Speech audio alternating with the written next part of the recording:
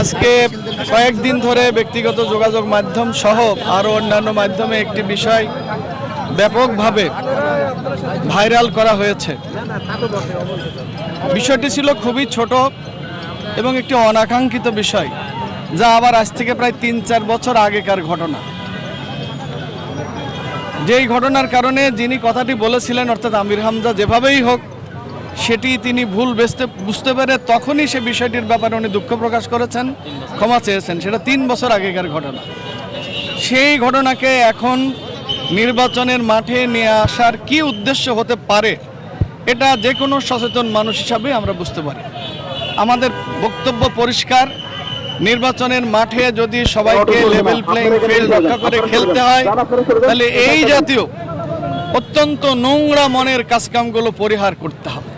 তাছাড়া নির্বাচনের মাঠ সবার জন্য অবাধ এবং নিরপেক্ষ থাকবে না। আজকের এই মিছিল করতে এসেছি আমরা এই কারণে যে এই ঘটনাকে কেন্দ্র করে বিভিন্নভাবে এত বড় মাপের একজন আলেম সারা বাংলাদেশের আমাদের গর্ব বলা যায়। মানুষের ভুল ত্রুটি হতে পারে, কিন্তু তার মতো একজন আলেমকে এখন হত্যার হুমকি দেওয়া হচ্ছে অহরহ। বিভিন্ন ফোন থেকে তাকে হুমকি দেওয়া হচ্ছে। আমরা তাই এই হুমকির প্রতিবাদে, হত্যার হুমকির প্রতিবাদে আজকে এখানে মিছিল করতে এসেছি। আমরা পরিষ্কার জানান দিতে চাই, আমির হামজা একা না, আমির হামজার সাথে কুষ্টিয়াবাসী আছে, দেশের সকল তৌহিদি জনতা আছে, বহির্বিশ্বের হাজারো মানুষ আছে আমির হামজার সাথে। আমির হামজার যদি কিছু হয় এদেশের মানুষ এটা মেনে নেবে না। ফেসবুক সহ আপনার বিভিন্ন বক্তৃতার মাধ্যমেও হুমকি দেওয়া হয়েছে, যেগুলো আমাদের কাছে ডকুমেন্টারি আপনারাও দেখেছেন আছে। অনেক নেতৃবৃন্দের পক্ষ থেকে পর্যন্ত তাকে নানাভাবে হুমকি দেওয়া হয়েছে। আমরা আইনগত ব্যবস্থা নেওয়ার চিন্তা করছি, আমরা আইনগত ব্যবস্থা নেব।